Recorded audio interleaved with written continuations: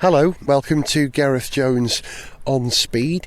It's one of those special episodes that we do away from the studio, and you're going to like this one because for the first time ever on Gareth Jones on Speed, we're going off-road.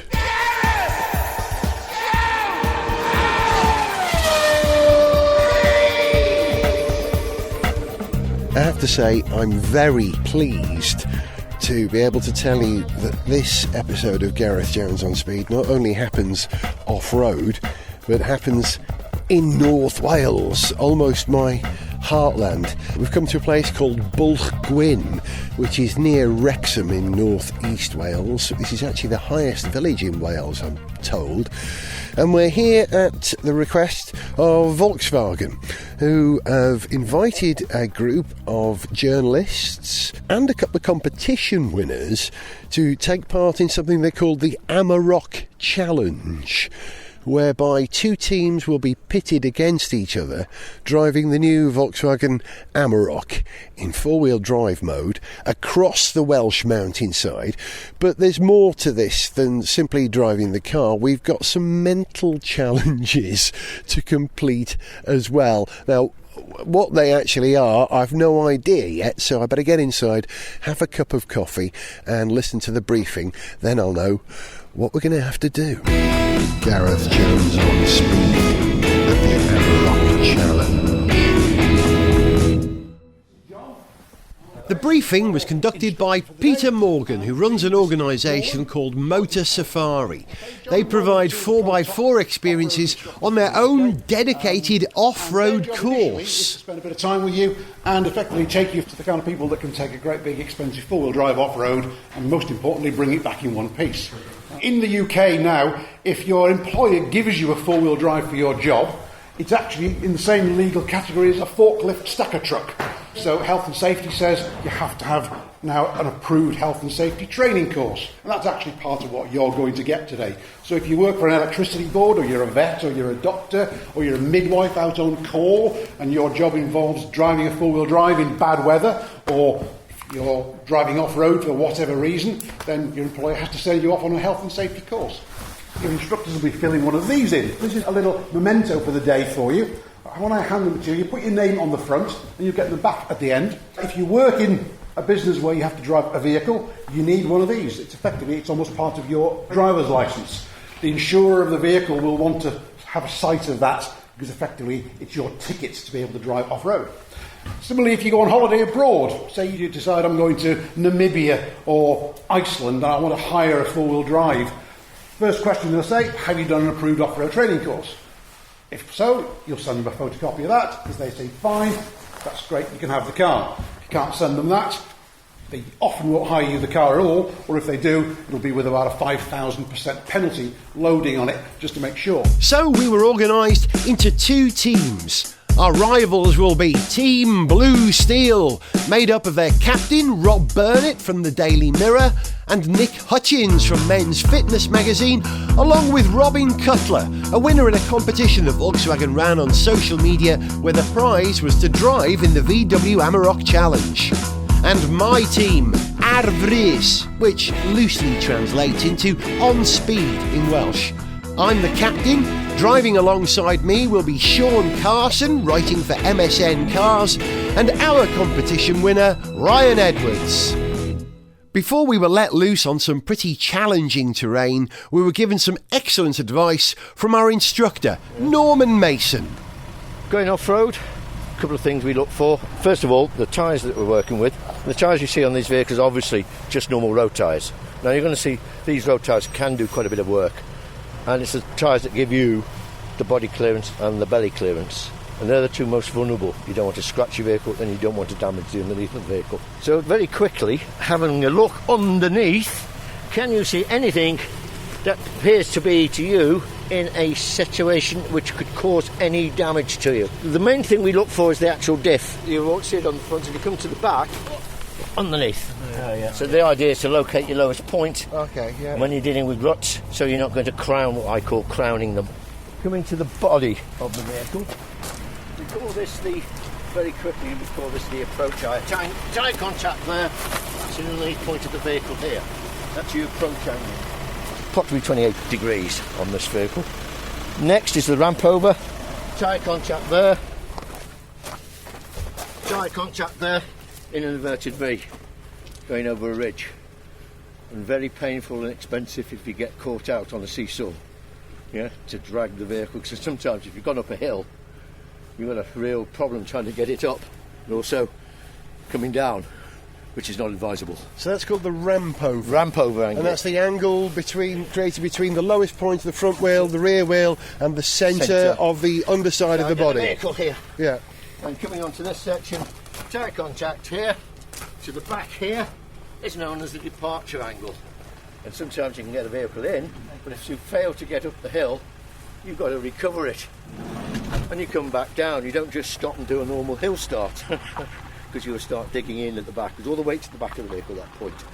So you need it to bring it back down, so be aware of that. If you felt that it was going to catch, then you've got the digger in or pick and shovel and take it off. Dig your way out. Yeah, that's right. Well, you do that in any case if you're going in the wild.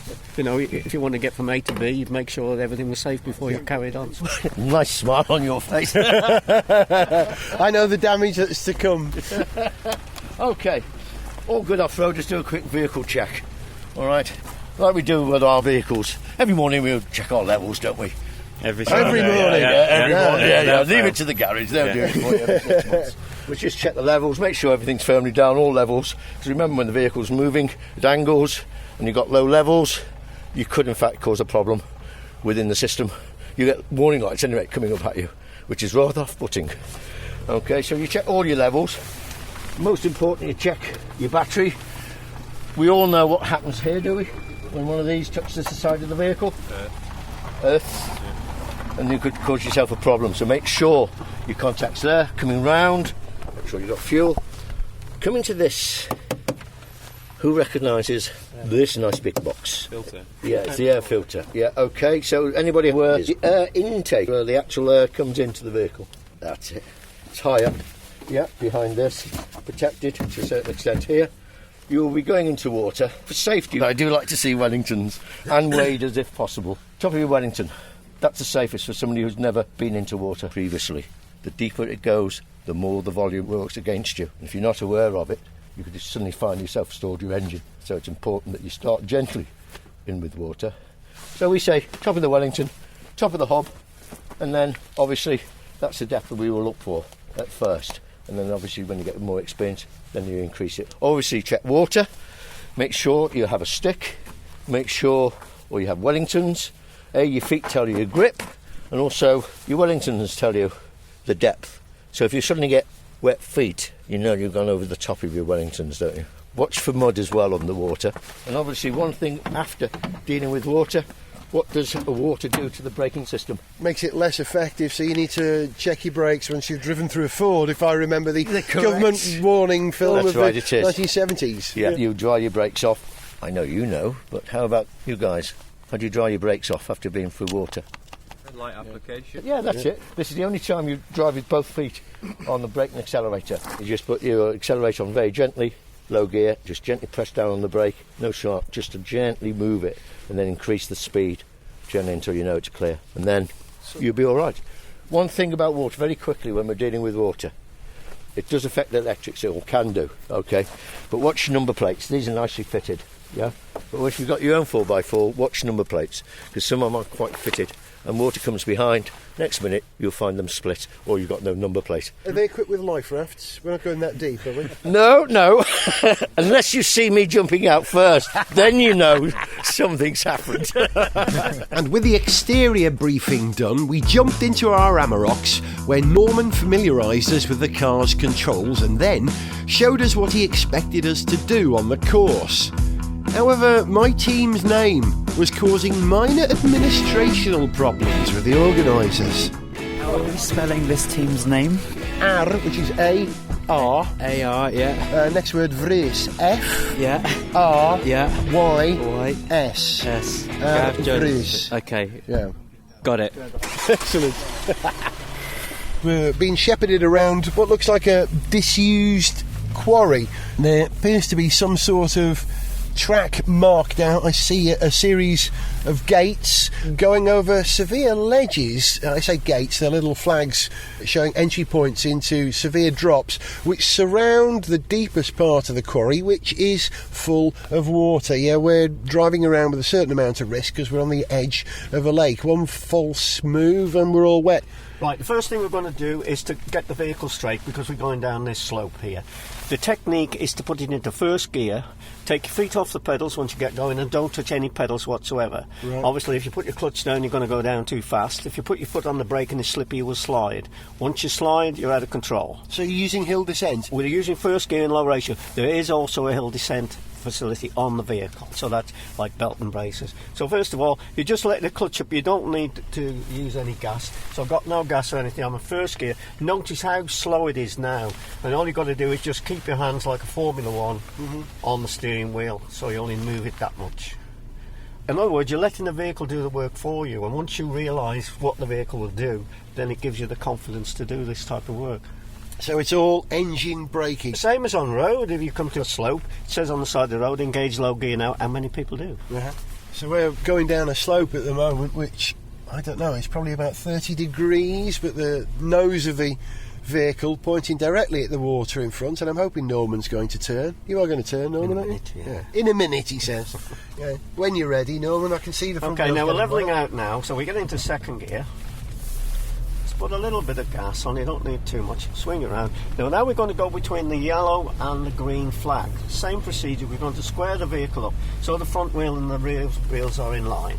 Okay, so you see where the track is marked out, so we're going to straddle the middle bit. Sun's a bit strong at the moment. You don't need a lot of gas. The car will actually go up here quite slow. Even though, remember, we've got road tyres on, it's such a good sure-footed vehicle, and I'm not just saying that because it's a Volkswagen. It is extremely good off-road. It came up there, no bother, and that is a very slippy bit of mud underneath us, isn't it? But it's going to get slippier, isn't it?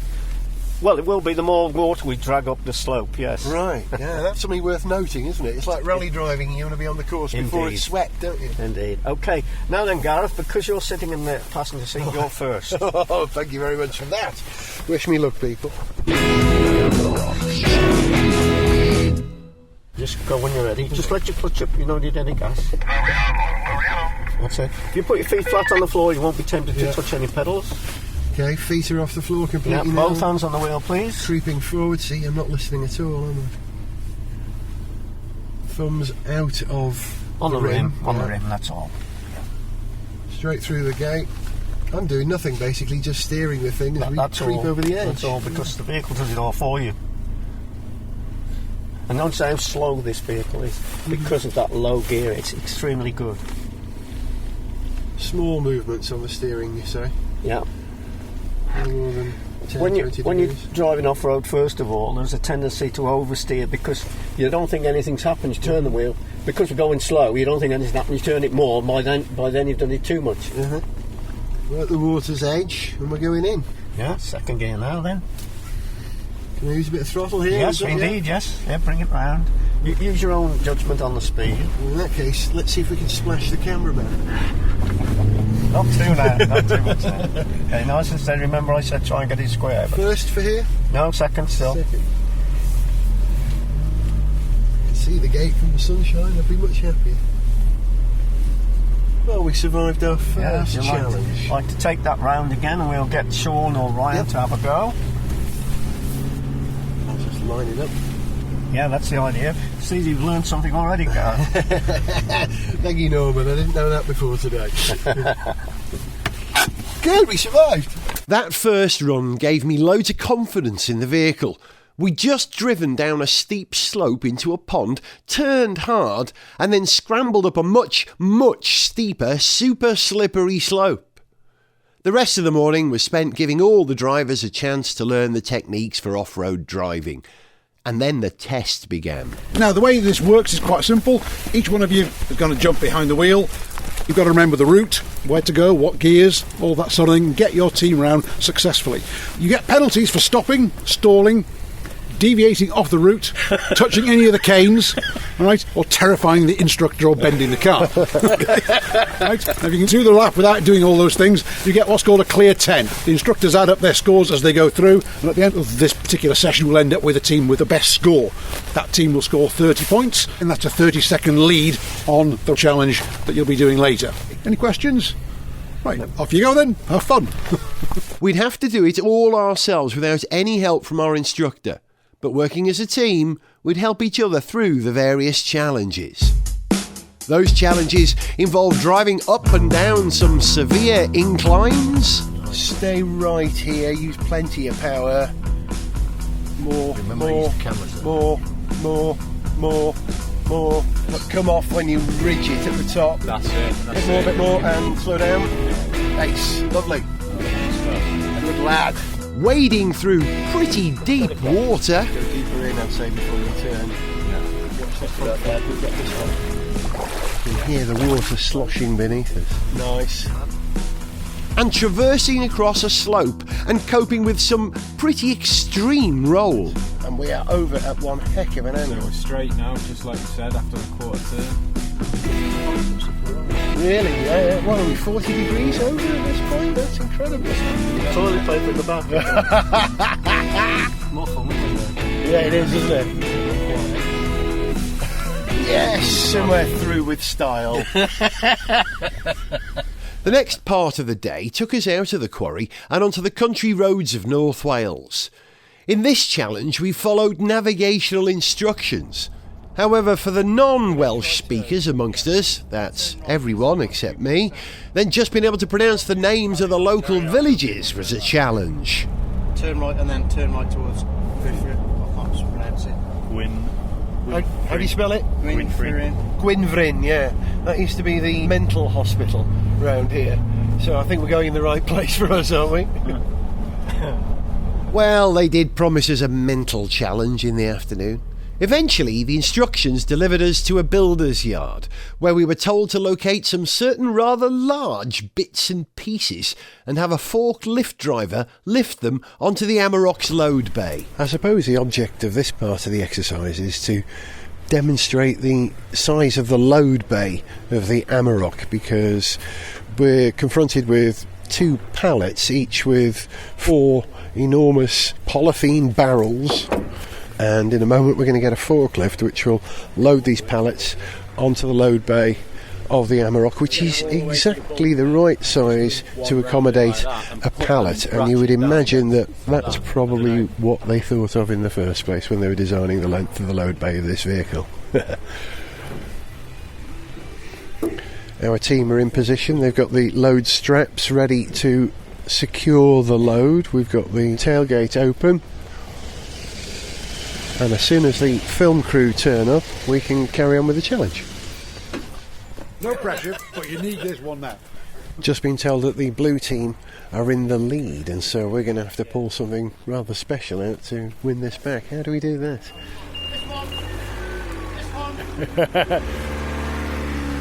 Actually, with a bit of persuasion, I've managed to get the forklift driver to load our vehicle before theirs. I don't know if that gives us an advantage. This is a pleasure watching a forklift load something like this. This man, I bet he could crack an egg without getting any shell in the yoke using that forklift. He's very deft.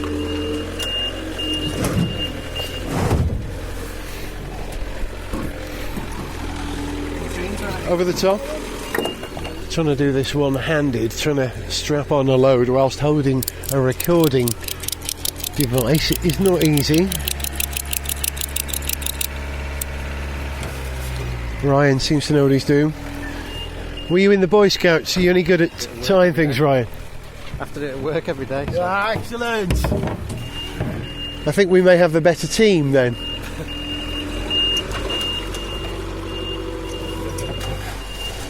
So Ryan, are you a professional delivery man? No. Just a general builder. Right, so you know your way around load straps? Ish. Excellent.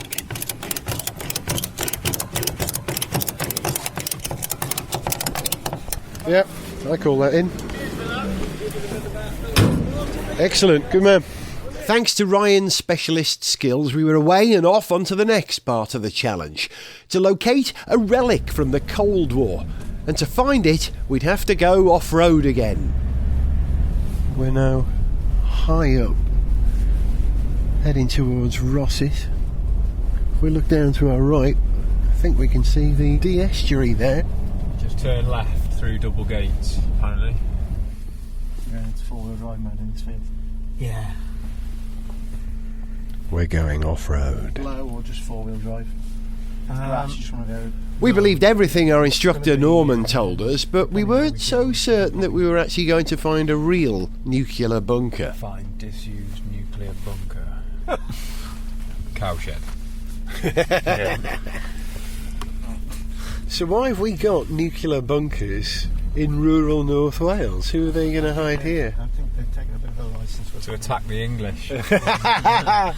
But yes, the Welsh nuclear threat, it's always been a problem. Put it into low range there. That's it. And you can do your second gear now. second straight away. Yeah. Yeah, go on. Which way? We've got to go left, I think. Now. Left a bit. Yeah.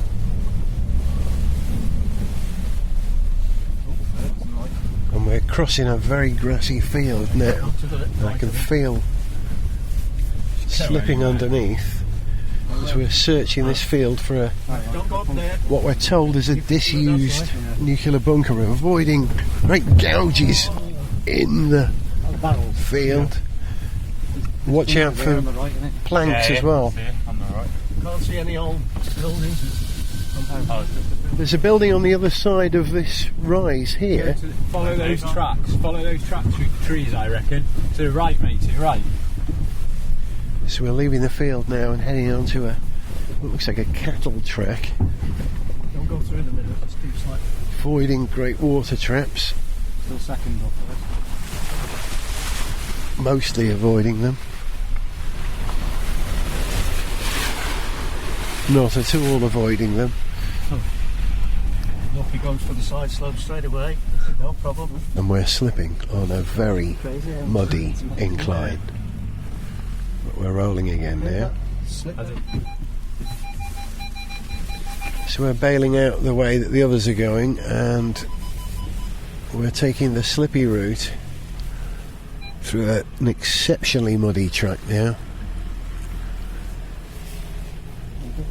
Ryan at the wheel doing a good job of applying everything that we were taught this morning. We've been doing this morning. Not too quick. Not too much gas. Just keep it going. We're going left or right, Pete? Right, looks Right, safer. yeah. What looked like a simple drive across an incline in a rugged field demonstrated to us that going off-road really can test your skills as a driver. Yep. Good job we had some training, and that Norman was with us. Don't scratch it too much. Try not to.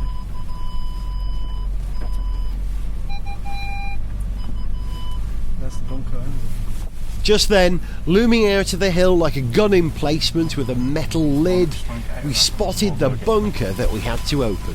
Got to do something with a combination now, eh? What's the combination? 4-3-4-3. 4-3-4-3. 4-2-4-2. Padlock there. We're going to I'd go stop. round, yeah. There's a padlock on the floor. 4-2-4-2. Yeah. It's a hatch. Watch it. So you've got to read the ground. There was a concrete post there. To the left, right? There's a Yeah, thing of here or not. And we're out. Heading towards, they say it's a nuclear bunker. Not sure what it is. Looks like a lump of concrete painted green. We've found a hatch based in the ground. There's a padlock on it, a square padlock. We're entering the code. 4-2-4-2. 4242. Yeah. Press that button. Is that the release? Try and move it. Oh, yeah. There you go. Good man. So what is underneath this hatch in the middle of a mountain? Hello? Grab on there. One each. That says blue team, that says white team. We've got a plastic container. In it appears to be cable ties. Back in the vehicle. You're driving, not you know. I am, yeah. I'm driving. With the mysterious cable ties in hand, we were told we had the final component for the final part of the challenge. Our next set of instructions were to drive back to the quarry and reverse the Amarok down to the water's edge, where Peter presented us with the last task. Right, okay, so you guys stand by your cars. In a few minutes I'm going to say go, and you're going to dismantle all the stuff that's on the back of here, plus using the bits of timber and so on that are on both sides. Now the first part of the race is to see which team can be the quickest to build their raft. So this is a penalty point chance. This is a 30-second start. So the first team to get a workable raft gets a 30-second lead. Right, guys, is everybody ready? No. Here we go. 5, 4, 3, 2, 1, go. We set about unloading the bits off our pickup, then quickly agreed on a design. And after about 10 minutes intense work, the three of us had built a reasonable raft made out of planks, rope, barrels and loads of cable ties. We were told at the last minute that we had to take the pallet and make sure that that was part of the structure, so we've attached the pallet to the top of our 4 barrels. We've got 4 barrels longitudinally, 2 parallel. Mr. Safety, did we meet the standards? I think the raft will survive. I don't know if they will. But, we've got the mast pretty high there, you know. What about the stability of it? Because they've well, that's what built it with... that's why my comment was the raft will survive. Whether they will survive. It's very narrow. She's very narrow and very high. unstable. I think we turn it upside down. It don't matter if that sits in the water. How shallow is it? How deep is it? It's quite deep out there. Yeah? Turn it over. I don't know, some of the in the barrels. You can sit in the middle of the barrels, can't you? Yeah, but it'll want to flip itself again, maybe. I wonder. The best way to sit is one person in the back, one person in the front. How many people do we have to carry on it? 2 One of you is people. going to drive the Amarok round Okay. the side. All right. Well, good luck, guys. I'll be in the car if you need me. Can you reach the water with those paddles? We've got a paddle and an oar. Think about it. If he doesn't think it's going to be stable. I think it's wide enough to be stable. Keep your mast near the centre. Good. I like it. I name it Titanic 2. Indeed. More stable. No icebergs out there. We'll be all right. We've got to get this thing in the water and then get on it. That's where things are going to go wrong. I think once you're in the water and you've got your mast stable, you're all right. It's getting it stable in the first place that will be tricky.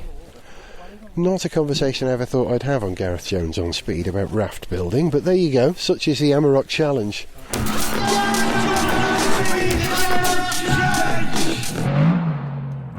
The organisers of this were very keen to make sure that whatever we did safely. So before we tackled the final challenge against the clock, it was suggested that we test our hurriedly built rafts on the water to make sure that they did actually behave like rafts and not concrete boots. So the good ship Arvres makes its way down to the lake for its test float. Who's got the wellies? You should go in first. Yeah, do you want me to do that? We're at the water's edge. Will this thing float? Yes, but will it stay stable whilst it floats? We're about to find out. Slowly, slowly. Well, it's in. It's floating. It is pretty wobbly, isn't it? Should we get the paddles? Yeah, go on. Yeah. Good luck. Right, am I jumping on first then? Yeah. Gently as you go. Small movements. He's on. Try and keep your body weight low, even if your feet are in the water or something. Sean's on. There's a bit of flexing going on. Right, mate, which side are you going to paddle? Well, I've got both here, so... Well, I'll go to your right, you go to your left, yeah? Okay, yeah. Yeah. All right, pushing off. She floats and she's stable. Small movements, guys. It is rocking. If we don't move hardly like this. It is. I think that's worth a round of applause, don't you? It floats and it's mostly stable. You are going in. You are going in. The final leg of the challenge begins. 2 of the lads are going to get on our raft and I've got to push them. out onto the lake. Guys, it's been a pleasure working with you. So I hope you don't die in the car on the way back. There's more chance of me coming to grief than you, I would imagine. I've got to drive the Amarok around the off-road course to rendezvous with these guys on the other side of the lake. They're going to sail across the lake. Take your time, don't rush it. Keep your movements small. Okay, so blue team here, white team there. No point in running. Just do it slowly so you don't go in. Okay, you'll have the instructor in the car with you, plus any guests. You know where you're going? No, but I'm going to work it out. That's right, okay. You ready to go, Norman? Yes. Okay. In a couple of minutes, I'm just going to give the 3, 2, 1 go. At that point, it's a straight race to be across that line. However, in terms of the first 3 events on the off-road driving, my instructors came out with blue team as the winner on the first one. They've got 30. Okay, so that's 30-second lead. On the navigational challenge, first team through to the end gate, blue team again. So you got a minute lead. On the raft, you guys by a mile. But I can only give you 30 bloody minutes. turning. Yeah, I'm so sorry. 30 seconds back. Right, so you guys have got a 30-second lead. Okay, take so when our I time. say go, you'll be the first off the line. I'm going to count 30 seconds and then say go for you. Okay? I've got a Everybody okay with that? You know where your cars are? Alright, because once they start to go, the car's got to be on the other side to meet them. It's the first team to get the car across the finish line, the whole of the raft, no parts missing, and all the team members on the other side of the line. And the finish line is at the top of the hill where effectively you did the thing down into the lake, just across there. So you've got to hook your raft on and tow the raft up. So the first one there will obviously make their raft connection first. We won't be allowed to barge one another out of the way with the cars. 5, 4, 3, 2, 1, go! And Team Blue Steel deftly make their way onto their raft. They're being very trepidatious about this. They're going for a kind of a side saddle thing. I know one's on the front now. And the second member is... That's got to be 23 seconds. They're on, they're not floating yet. I'll get you in, don't worry. Yeah. And go! Go. Our team are on board. Right, fellas. I'll try and do this without getting my recorder wet. Bloody hell, float you. Good luck, guys. Whoa. They nearly went over. Well, they're both floating. I've got to get in the car and go. You want to lift to the far side? Right. In the Amarok. So we've got to reverse down to the water's edge. Is that right, Norman? No, we're going down there though. We're going down there. Yeah. Are we in the right mode? Low, off-road? Yes.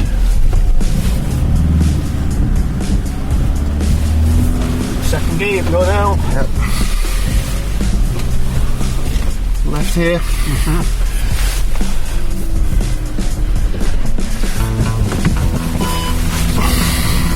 Not too sharp, there's 2 cones here.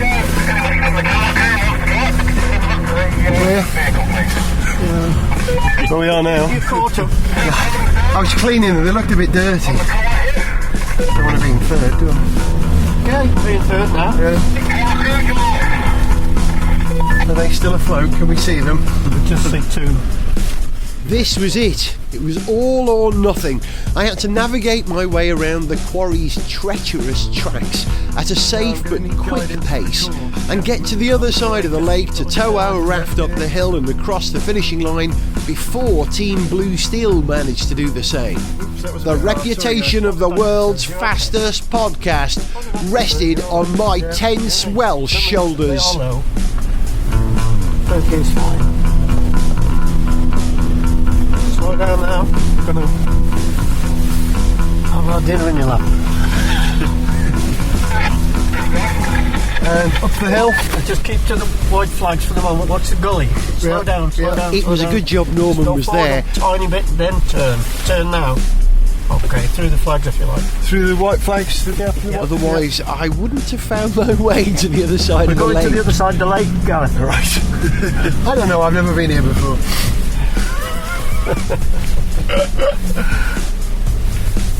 Considering this is my part of the world, you'd think I'd know my way around by now. You would, wouldn't you? Yeah. Now, which way did you go down before? Down there or down there? Up there, straight ahead. That'll do that. Yep.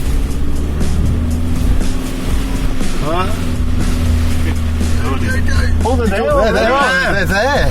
Blimey. Oh, Lord, they've done well. The team have reached the other side of the lake and we haven't yet. So Keep the wheel on that rock there. that one there. Yeah. Now you can go down in second this time. Yep, I'm in second. Feet off. Over the ridge. Yeah, see, even second is quite low, isn't it? It is, yeah. A bit of gas. Not too much. Off the left hand one, the right hand one.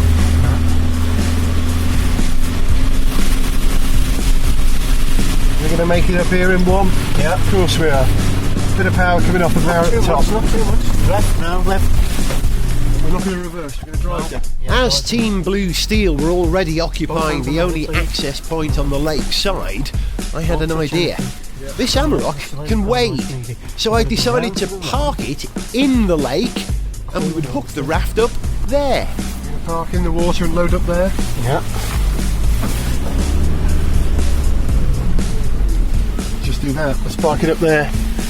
Load it up, yeah. Reversing, clear. And you need your left lock on that, yeah.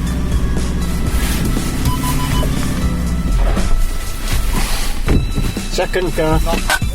Forget your handbrake. Just go. That's it.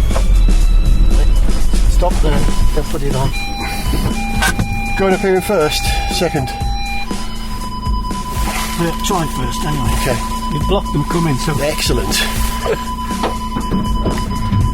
They can't go anywhere, so we've done it. We've won. Or have we? Let's get it up there. Yeah. I'll speak to you soon. Just jump on the back. Are we allowed to do that? Is that safe? Go. Is he going to be on board? Yeah, go. I don't think you have to. No? Okay. Go good. Steady, because you've got to make sure it comes up. Oh shit, paint everywhere. Where are we going? Right? You got to go over the finish line. Where's the finish line? It's here, I think. Here. Here. Yeah, he's done it, I think. Whoa. That's us. Make sure we've got the thing across the line. Superb. Thank you very much. We did it. Yeah. Is everything across the line, Norman? Yeah. Well done, guys. We did it.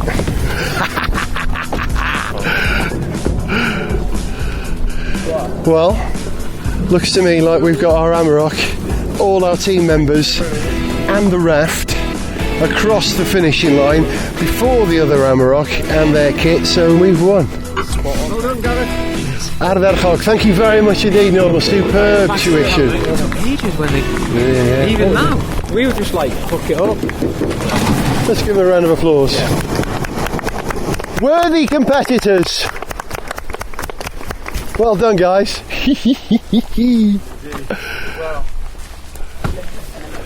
Yeah, but your driver parked in the way. So we were told that both teams had to go up round to there and then reverse down. Because we were in the right place. Stop there. Because we came down first. Oh, there seems to be a dispute. Student inquiry.